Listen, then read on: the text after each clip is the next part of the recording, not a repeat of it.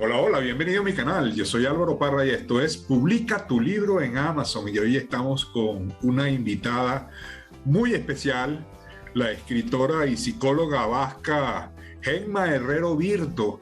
Ella está con nosotros para hablar un poco sobre su experiencia en Amazon y también un poco sobre cómo llegó a finalista en el Premio Literario de Amazon del año 2017 y un poco también sobre su actividad como escritora prolífica. Hola, Gemma, ¿y cuántos libros has escrito? Hola, encantada de estar aquí. Llevo 20 novelas y 2 libros de relatos.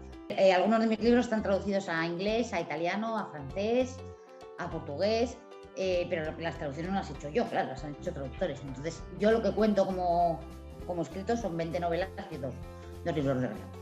Ah, qué bueno. Yo quisiera preguntarte un poco sobre esta novela, Los Crímenes del Lago. Está catalogada como una novela de terror y misterio con tintes sobrenaturales. Yo tuve la oportunidad de leerla y me gustó bastante. Sí tienes una manera de atrapar al lector muy, muy especial. Y también el hecho de que seas psicóloga, me pareció que reflejas muy bien la angustia de alguien que pueda estar cayendo en, digamos, en una esquizofrenia, si se puede decir, porque el protagonista de la novela tiene una serie de episodios en los que él duda si está de acuerdo o no, ¿no? Entonces, ¿hasta qué punto el hecho de que sea psicóloga te ha ayudado para ese tipo de novelas y cuál ha sido tu gusto por el tema sobrenatural? A ver, en cuanto a lo de ser psicóloga, yo creo que me ayuda mucho a desarrollar la psicología de los personajes, es decir, hacer unos personajes que sean más profundos y más creíbles. Si además estamos hablando, como en Los Crímenes del Lago, de un chavalillo, que empieza siendo un crío, que tiene experiencias sobrenaturales y no sabe si está volviéndose loco o si es que realmente eso está sucediendo, esa angustia, esa ansiedad, cómo describir los ataques de ansiedad, cómo describir ese miedo, la locura, yo creo que el haber tenido una formación como psicóloga te ayuda mucho. En cuanto a mi gusto por lo sobrenatural, desde siempre, desde pequeñita. O sea, yo me acuerdo de que iba a casa de mi abuela, que estaban allí, vivían mis tíos todavía con ella, y tenían tebeos de estos cómics de terror, y no me dejaban leerlos y yo me escondía y tal, y los robaba para saberlo, en plan, con un gusto súper morboso por pasarlo mal. Entonces, siempre me ha encantado las películas de terror, los libros de terror. Stephen King es uno de mis autores favoritos, y eso, por un lado pasarlo mal y por el otro lado el alivio de cuando ya acabas y se soluciona la trama y es como, ya está, ese suspiro, esa tranquilidad. Entonces, siempre me ha encantado como lectora y como escritora. Pues me gusta todo lo que es lo sobrenatural, lo que se sale un poquito de lo cotidiano, Okay. el creer que en este mundo tan ordenado y tan lógico todavía hay sitio para la magia y para los fenómenos que no pueden explicarse. Qué bueno, sí. Tú empezaste entonces a leer cuando eras niña y a escribir también. A ver, cuando era niña escribía mis propios cuentos, y además los ilustraba y todo, pero vamos, claro, cosas muy cortitas. Luego ya en la adolescencia pues intenté empezar a escribir algún cuento, alguna novela, pero no tenía la fuerza de voluntad, digamos, o la constancia como para terminarlos. Y cuando pues ya más mayor me apunté a un curso de literatura creativa, ahí ya me enseñaron pues eso, a ser un poco más constante, a engordar tramas, a crear personajes más profundos, y cuando consigues empezar una historia que de verdad te atrapa y te enamora y que quieres saber cómo acaba, ahí es cuando de repente te encuentras preparado para acabar una novela. ¿Cuándo empezaste, cuándo escribiste tú tu primer libro, tu primera novela? Pues, a ver, pues en el 2003 lo terminé, así que tenía como 30 años. Empezaría 2003. sobre los 28. Oye, Sí. eh, eh, bastante tiempo, ¿no? ¿Y qué hiciste con esa novela? ¿La publicaste? A Tengo ver, entendido cuando la que terminé, tuviste. claro, en aquel momento no existía Amazon ni había posibilidad de autopublicarse ni nada por el estilo. Ok, Entonces lo que hice fue lo que hacía todo el mundo, buscar un agente, no conseguí ninguno que se interesase por mi obra, entonces directamente lo mandé a un montón de editoriales. Y una de ellas me contestó que sí, que le había encantado y que quería publicármelo. Me hicieron reducir la novela a un tercio de su extensión, porque ninguna editorial iba a publicar una novela así de ¿Cuántas 600 páginas páginas. tenía? 666, 666, el número de la bestia. Ah, sí, bastante extensa. Me acuerdo. Y me hicieron reducirla a un tercio, tenía varios puntos de vista, dejarlo solo en uno, tal, y luego fue un desastre a nivel comercial, porque casi no me hicieron distribución, casi no me hicieron promoción, y cuando conseguí liberar los derechos, es cuando ya lo subí a Amazon, unos 10 años después, y ahora mismo esa novela está traducida a 4 idiomas, ¿Cómo la han se leído llama la más de novela? 10.000 personas. ¿Eh? ¿Cómo se llama? La red de Caronte. Ok. Es una novela policíaca sobre un asesino en serie que atrapa a sus víctimas a través de Internet. Como una novela de aventuras policíacas sobre un grupo de policías que tienen que captar a un psicópata. La parte de la psicología siempre estuvo contigo al escribir, ¿no? Sí, sí, en todas mis historias hay eso. Esa fascinación por la mente humana y lo que puede producir. Es decir, pues eso, puede ser una historia sobre el miedo a la locura, puede ser una historia sobre sueños, sobre maldiciones, sobre cazas a asesinos en serie, o o también una novela sobre sectas. Yo creo que la mente humana es tan amplia y puede producir tantas cosas diferentes, que es una fuente de inspiración continua. Qué bueno. Mira, ¿y cómo surgen las ideas de tus libros? ¿Hay alguna anécdota interesante sobre cómo se te ocurrió una de tus novelas? Pues mira, Los Crímenes del Lago, que es el que tú leíste, ¿Sí? soñé el primer capítulo, pero no soñé lo que se ve en el primer capítulo. Yo soñé que alguien me estaba dictando palabra por palabra al oído todo el primer capítulo. Si no tenía imágenes de sueño, era simplemente alguien me iba dictando el primer capítulo. Me ¿Y tú? levanté, lo escribí a todo correr para no olvidarlo y lo colgué en Facebook y les dije a mis lectores, oye, mirad lo que he soñado, ¿os gusta? Me dijeron, sí, sí, sí, síguela. Y la seguí. Pero, o sea, yo nunca había escrito antes ninguna novela ambientada fuera de España y del País Vasco, porque era lo que más conocía y tal. Y de repente esta era en Estados Unidos y además yo me levanté sabiendo que era en Vermont. O sea, y era como, me voy a meter yo sola en un follón para investigar sobre esto, pero es que el capítulo era así. Entonces fue súper curioso eso, el que alguien me había dictado, es como si alguien quisiera que contase esa historia. Y luego tengo otra historia que se llama Cilán, en la que también soñé el primer capítulo, pero esa sí fue soñado como si estuviese viendo una película. Es un chico que se despierta en un parque con un golpe en la cabeza, no recuerda nada de los últimos días y hay un chino, un viejo, muerto al lado suyo con un cuchillo clavado en el pecho. Y una gata desde un árbol le dice, lo has matado tú. Claro, yo soñé eso y dices, ¿qué hago con esto? O sea, no, es súper ilógico, es muy surrealista. Y dije, va, déjalo, es un sueño, pues un sueño estúpido y ya está. Pero no se me iba de la cabeza. Entonces tuve que empezar a escribirlo para ver si así conseguía sacármelo de la cabeza. Iba escribiendo e iba contándomelo a mí misma porque no sabía qué iba a pasar en el siguiente capítulo. Y fue muy divertido escribir esa novela porque era como sorprenderme a mí misma todo el rato. Normalmente escribes así, digamos que sin saber lo que vas a escribir, o haces una estructura, haces un plan, planificas cómo va a ser. Soy muy caótica, hay muchas historias que empiezo y ni siquiera sé de qué género es lo que estoy escribiendo. Es decir, Los Crímenes del Lago, yo cuando empecé a escribirlo no sabía si iba a ser sobre un asesino real, si era un fantasma, o sea, no sabía si era una novela policíaca o era un thriller sobrenatural. Y me pasa con muchas de mis historias. Yo empiezo y ya veré. Cuando ya tengo bastantes capítulos de la novela y ya veo a dónde va y ya se me ha ocurrido al final, ahí sí me hago una escaleta. Aunque normalmente luego la voy cambiando todo el rato. O sea, que no comienzas Porque haciendo la escaleta, no planificas, sino vas, no, digamos, improvisando. eso es, sí. Ah, qué Sí, y las interesante. veces que he hecho una escaleta, luego no la he cumplido. O sea, es que se me van ocurriendo cosas nuevas, entonces la tengo que ir cambiando. Claro, bueno, normalmente cuando uno hace una escaleta es como algo tentativo y luego a medida que uno va escribiendo eso se va transformando, pero Claro, sí y vas metiendo más sirve historia y como vas. punto de partida. Eso es. Además, hay cierta ventaja en cuanto a que ya sabes cómo va a terminar todo. Sin embargo, de la otra manera, todo es un misterio, ¿no? Sí, pero es más divertido de escribir porque es como necesito escribir para saber qué es lo que pasa, porque no lo sé ni yo. Ok, Como quieres saber el final de la interesante, historia, pues escribes más rápido y es más emocionante. muy interesante. Mira, ¿has sufrido del bloqueo del escritor y qué recomiendas tú para esos momentos en los cuales sientes que se te va toda idea y te paras una mañana y no sabes sobre qué escribir?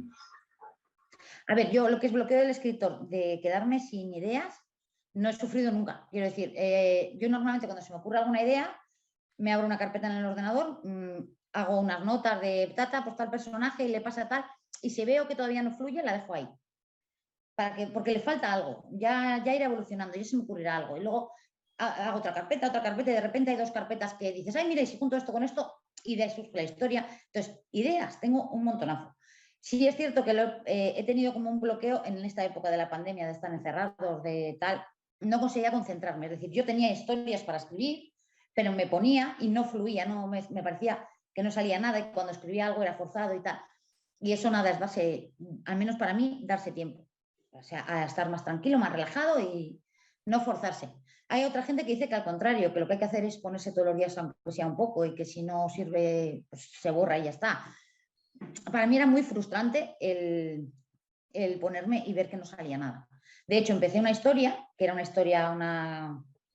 una novela ambientada en la Segunda Guerra Mundial, pero necesitaba muchísima documentación para cada cosa, entonces me costaba mucho avanzar.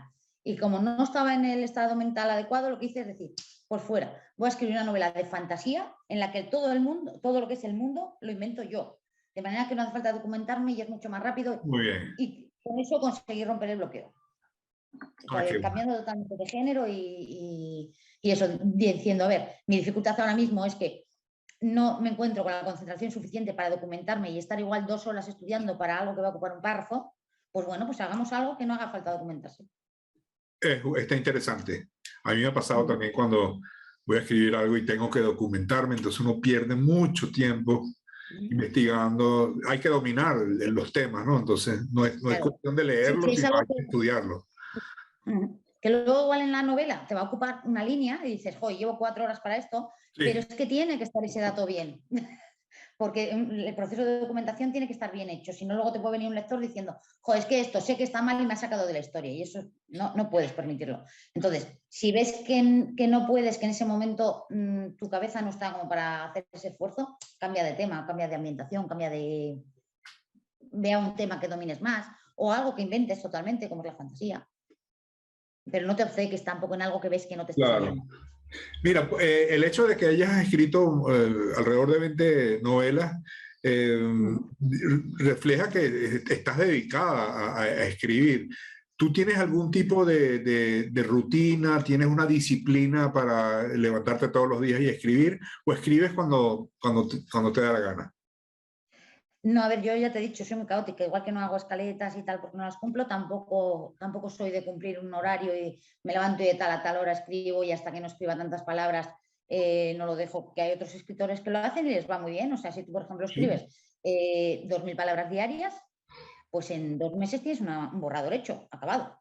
¿Sí? Entonces, hay gente a la que así le va muy bien, pero a mí no. Yo hay días, días, incluso semanas, que no escribo nada porque no me sale o porque estoy documentándome o lo que sea, y luego de repente igual puedo escribir 12 horas diarias o 15 horas en un día que llego a escribir, porque de repente estás lanzadísimo, tienes todo súper claro en la cabeza y es que no te dan los dedos, o sea, es en plan totalmente como locura, pero no soy una persona ordenada y con un método, para nada. Interesante. ¿Cuánto tiempo demoras normalmente escribiendo una novela en promedio? A ver, pues ahora mismo estoy en unos 6 meses por novela. 6 meses. El año pasado he sacado 2, sí, y la anterior también 2. He llegado a sacar 5 novelas en un año, pero porque eran de una saga y estaba metidísima en la historia. O sea, yo me iba a la cama y los personajes seguían hablando en mi cabeza, y me seguían viniendo las escenas, me tenía que levantar y ponerme a escribir, o sea, porque no callaban. O sea, que eso de que te llegan las ideas y empiezan a hablar y los sueños, eso como que ha sido algo constante. Sí, era eso, era una historia que me encantaba, que quería contarla entera, al final fueron 6 libros de una saga y hasta que no acabé la saga no pude sacármelo de la cabeza. De hecho, luego acabé la saga y seguía pensando. ¿Cuál es esa saga? ¿Cuál saga? Tú me ves, se llama. Sí, es tu saga más exitosa, tengo entendido. Sí, porque es que además es eso, los lectores estaban todos locos esperando a que saliese el siguiente y entonces era como una especie de responsabilidad de tengo que sacar más y me pasé 1 año y medio escribiendo casi sin parar. ¿Cuántos volúmenes tiene esa saga? 6. 6. Sí. Y Cuando luego los comenzaste crímenes... la saga, ¿sabías que iba a ser una saga y sabías que iban a ser 6 libros o tampoco sabías nada? Yo escribí el primero como un libro independiente sobre casas encantadas. Eh, hay una bruja que es capaz de hablar con los muertos, que es la protagonista, y luego hay un chico que es aspirante a guitarrista que vive en una familia que son todos mediums y él es totalmente escéptico. Y cuando los junté, pues de repente funcionaron súper bien, o sea, había una química alucinante, surgió una historia de amor súper bonita, la historia paranormal también me encantó, y cuando acabé, pues ya está, era una historia cerrada, se supone.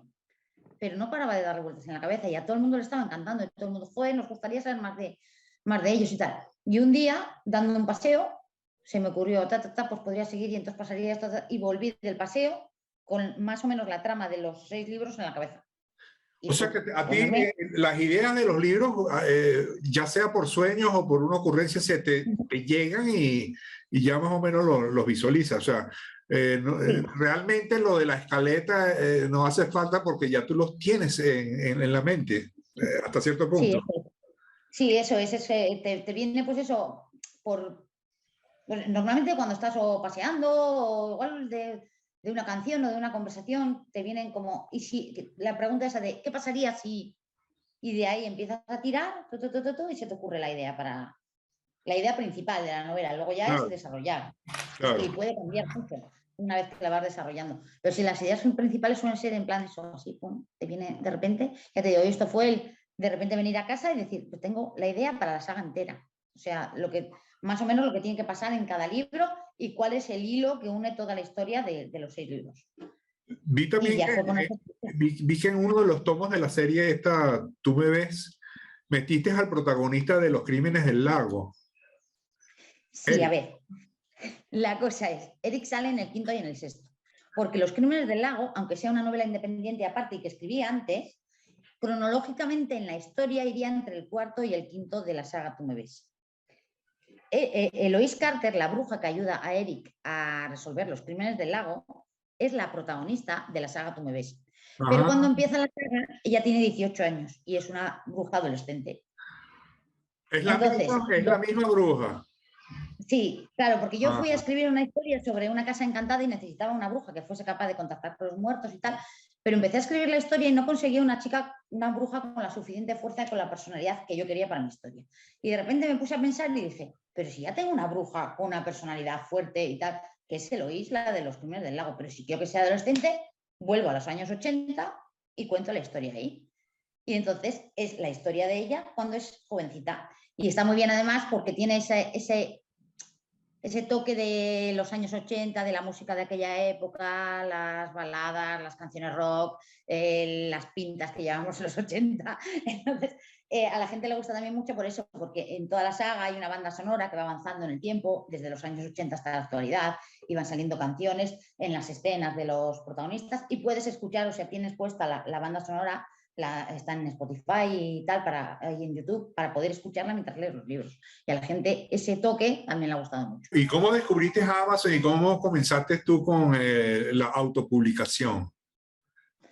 A ver, pues la cosa es, cuando me liberé de mi editorial, claro, yo no sabía qué hacer con las novelas que tenía.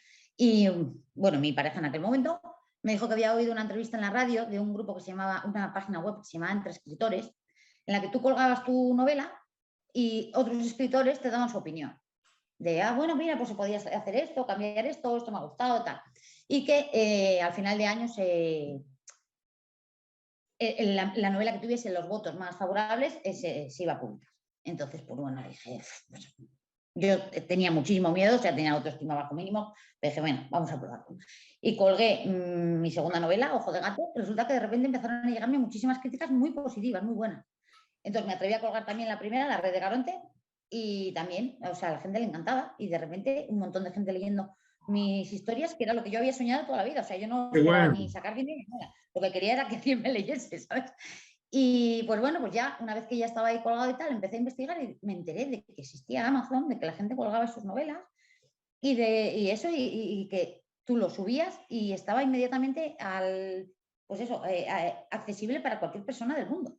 Y aquello para mí fue como un sueño. Las colgué al principio gratis, o sea, porque lo que quería era eso, era por Dios, que alguien me lea. ¿Sabes? Y luego ya poco a poco pues fui sacando más y tal, y ya te vas animando y ya les pones un precio en plan de, igual a ver si van a pagar por mí y tal.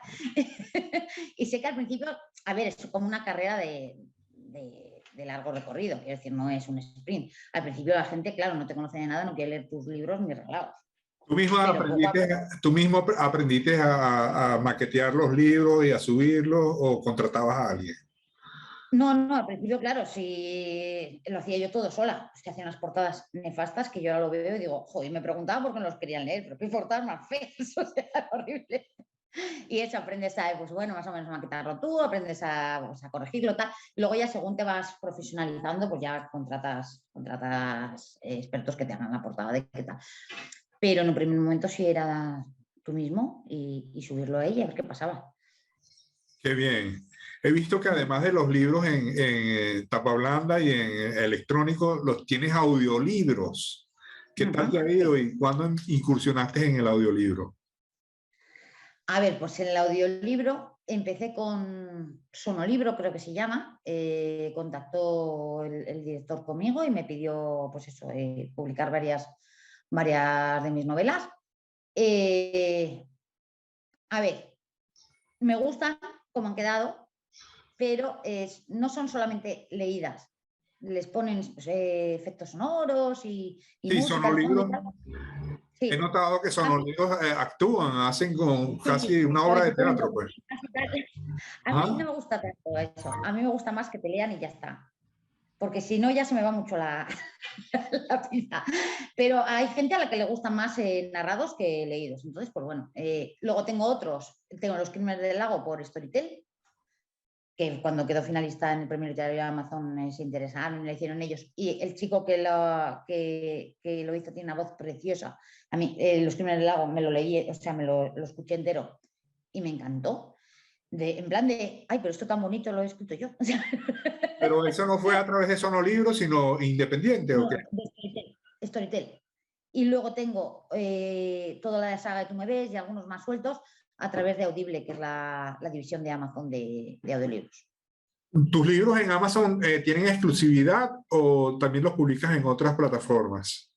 No, lo tengo en exclusiva en Amazon porque si estás en exclusiva con ellos puedes acceder al Kindle Unlimited. KDP, Sí. Kindle Unlimited, eso KDP es. Select. KDP Entonces, Select.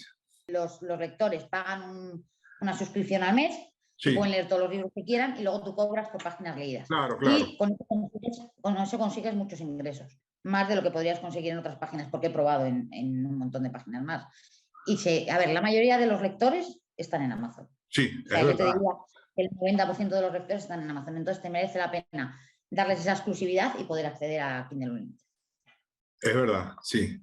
El, en cuanto a tu experiencia como finalista en el premio literario de Amazon, ¿tú tú te planteaste concursar o simplemente tenías una novela lista para la fecha que se abrió el concurso o la escribiste específicamente para el concurso?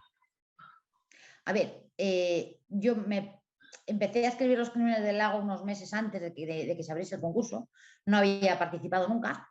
Y dije, joder, si me doy un poco de prisa, yo creo que la puedo tener para la fecha del concurso. Entonces fue meterle ahí horas y tenerla preparada. Pero yo no me presenté pensando en ganar ni en quedar finalista ni nada por el estilo, porque se presentan, creo que fueron unas 2000 novelas en mi edición. Me presenté porque me dijeron que se ganaba mucha visibilidad y que conseguías muchos lectores durante el premio. Y dije, joder, pues mira bien. O sea, simplemente con eso ya me vale. Y la verdad es que, claro, cuando la presenté, pues de repente eso empieza. Hay mucha gente que hace entrevistas a los que se presentan en esos meses o que hacen recomendaciones en sus blogs o en sus cuentas de Facebook, tal, según van leyendo los libros que se presentan. Entonces, sí es verdad que consigues, pues eso, mucha visibilidad, mucha más de la normal y que consigues lectores nuevos. Entonces, yo con eso solo ya estaba contentísima. No Qué esperaba bueno. ningún momento nada. Pero luego empezó la gente a decir, pues la novela es muy buena y tal, pues igual tienes posibilidades. Y hombre, un poquillo de esperancilla sí que tienes. Pero lo que es de decir, sí, yo creo que puedo ganar, puedo quedar finalista, ni de palo. ¿Qué recomendación le darías tú a alguien que le gusta escribir, a lo mejor no ha publicado su primer libro y está pensando si publicar en Amazon o no? A ver, la primera recomendación es que cuiden mucho el producto final, es decir, los lectores no te van a dar una segunda oportunidad, te van a dar una con suerte. Entonces, intenta presentar el producto lo más profesional posible. Mucha gente dice, tal, es que los libros de Amazon son malos porque no tienen un filtro de una editorial. No, no, no, el filtro lo ponen los propios lectores. Es decir, tú tienes que presentar un producto con una buena portada, con una buena maquetación, con una buena revisión, que no haya falta de ortografía, una buena historia, la mejor historia que puedas contar. Y una vez que tienes ese producto, preséntalo, súbelo a Amazon, porque no firmas, no pierdes tus derechos en ningún momento. O sea, quiero decir, no es como con una editorial que te hacen firmar eso por 5 años, 10 años, 20 años. No, no. Tú lo subes a Amazon, pruebas, que resulta que dices, pues no está funcionando bien, tal cual. Igual voy a presentarlo a tal concurso, pues lo quitas de Amazon y lo presentas al concurso. O voy a intentar que vaya por editorial, pues lo quitas de Amazon y lo presentas por editorial. Quiero decir, porque el libro sigue siendo tuyo, no pierdes los derechos en ningún momento. Y en el mismo momento en el que lo cuelgues, un tío en Japón, en Australia o en Brasil puede comprar tu libro y puede leérselo. Y eso no te lo da ninguna otra editorial del mundo. Es verdad. Yo no tengo nada que perder. Aparte de que las editoriales ahora mismo están dando entre un 4, un 8, un 10% de las regalías al autor y en Amazon tienes un 70%. Sí. Entonces, la diferencia es muy grande. Eso es verdad. ¿A ti cuánto te dieron cuando tuviste con la editorial tradicional? ¿Qué porcentaje de ganancias te dieron? Un 8. Y me dijeron que estaba muy bien. Bueno, es muy poco. En realidad, bueno, Amazon tiene esa ventaja que uno puede ganar hasta el 70% de regalías con el libro electrónico, ¿no? Con el papel, alrededor del 40%, ¿no? Más o menos. Sí, en papel se resta primero lo que cuesta hacer el libro en papel y luego creo que sí anda sobre el 40%. Pero en digital es eso. Tú prácticamente, una vez que has pagado pues, los profesionales que contrates, si contratas un maquetador, un revisor, un portadista, o si quieres en un primer momento probar, pues como hice yo, hacerlo tú mismo, una vez que has pagado esos gastos, el 70% de los beneficios son para ti. Y qué bueno. Entonces, bueno, me encantó haberte entrevistado y te felicito por tu prolífica labor como escritora y también por ese toque psicológico que le metes a tus novelas. Como te digo, solo me leí Los Crímenes del Lago, pero noto que no solamente tu talento, sino tus ingredientes especiales en cuanto a la psicología, ¿no? De los personajes. Por un momento yo me pregunté si es que tú habías sufrido algún tipo de psicosis o esquizofrenia, pero claro, siendo psicóloga yo sé que... Pero un poquillo de ansiedad sí que tengo, pero esquizofrenia no. Muy interesante lo que comentaste sobre el origen de tus novelas, que muchas veces te llegan completas, o lo de los sueños, ¿no? Hay ciertos autores que le han llegado las novelas a través de los sueños, incluyendo la saga de Crepúsculo. La autora soñó no sé si el primer capítulo, pero sí soñó uno de los capítulos, y ahí comenzó la saga de Stephenie Meyer, ¿no? Así que bueno, me parece muy interesante tu historia, tu camino, y espero que sigas cosechando éxitos. Muchas gracias y espero volverte a entrevistar pronto cuando ya transcurra un poco más de tiempo y tengas algo fresco que contarnos. Vale, pues nada, ha sido un placer hablar contigo, ha estado muy a gusto y bueno, pues eso, a ver si más adelante podemos conversar otra vez. Claro que sí. Bueno, hasta luego. ¿Te gustó este video? Dale like aquí abajo y suscríbete a este canal para que seas notificado cada vez que saquemos nuevos videos.